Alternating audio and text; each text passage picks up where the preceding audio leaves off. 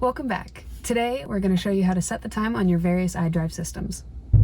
With this iDrive system, you'll press down on the knob, go into Settings, Time and Date, select Time, Set Time, and you'll proceed to set it manually. Go into your Settings, Time and Date, and you have something called Automatic Time Setting, which will adjust the time accordingly. You can also choose military time.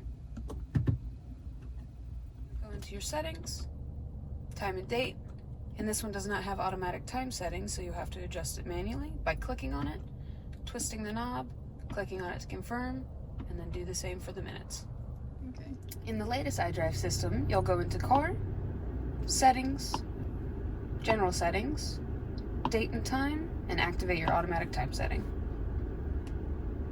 If we didn't touch on your iDrive system, don't hesitate to give us a call or stop by.